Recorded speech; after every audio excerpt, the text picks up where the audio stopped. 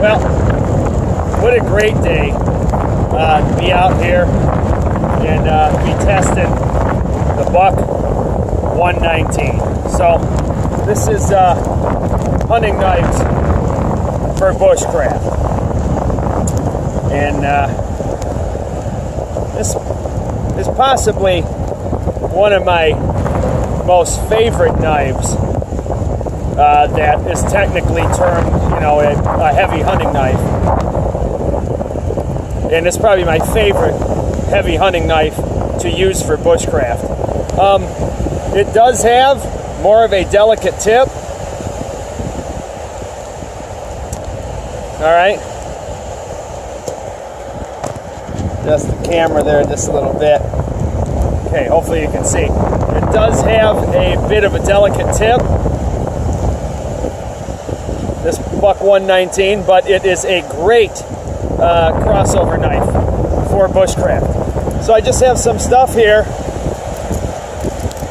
and we're going to peel this down, make just a couple simple tent pegs.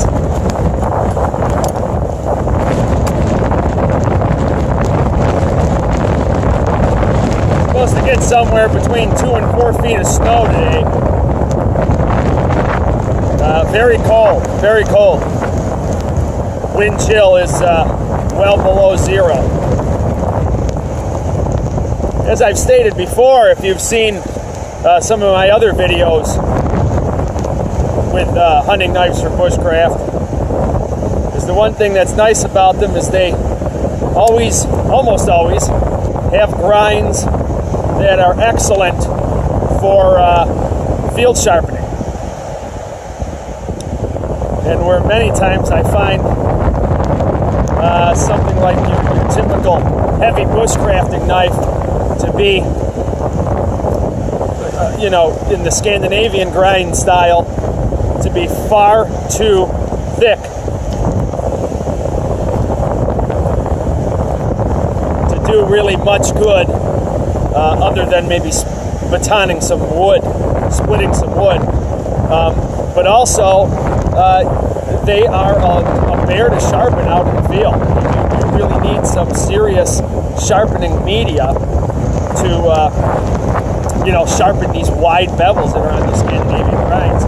Where your typical hunting knife, a lot happen to be in the hollow grind style, but there are plenty of flat and hollow, or plenty of flat and convex, but they all sharpen quick. And I mean, the reason is, if any of you, are avid hunters, there's a lot of debris in animal fur, and if you're doing any skinning and things like that, you will dull your knife. It's one of those things that's gonna happen. Well, do a quick little notch here on this. Also, what's great about these is they all index very nicely, because they're, you're supposed to be able to use them in conditions like this: cold, maybe your hands are wet, maybe your hands are bloody.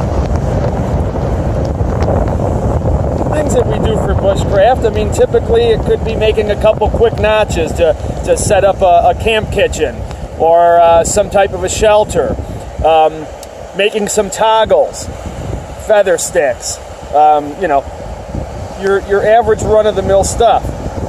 This knife here, I find, will feather stick just as well as my Spyderco Bushcraft, without a shadow of a doubt. Buck 119 has been around for quite a while. I believe since the early 1940s. And there's a reason for it. It's pretty much gone virtually unchanged. Buck does a fantastic job with their heat treat of 420 HC. Bose heat treat. I believe I'm pronouncing that correctly. You see, we got about a 6-inch blade there.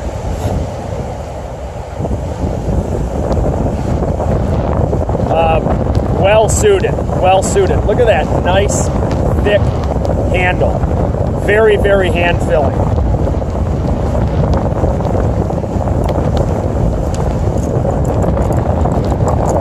And I found this edge to be plenty durable.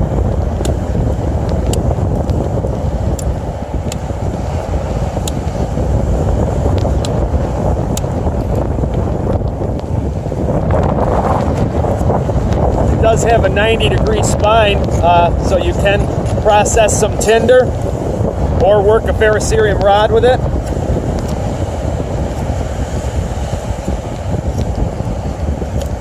The grind is very aggressive. It's very aggressive. As I've said, I've batoned knotty hardwood with this knife. No issues. No issues whatsoever. I would love to see Buck come out with a 1095 version. Would be really great. The one thing that 420HC will not do is strike a spark with a rock. It's not reliable at all. I have gotten it to work, but nothing that I would want to have to rely on.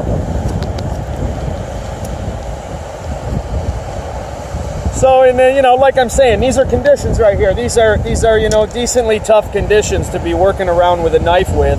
And it's cold, man. It is cold. This wind and this driving snow saps heat from your hand. And in conditions like this, it is nice to have a guard like this. It's also nice to have a hidden tang. Now this blade goes all the way down and it is pinned in the handle. You may be able to see a slight circle there. That's where the pin goes through. But the hidden tang is great in terms of protecting your hand from cold steel.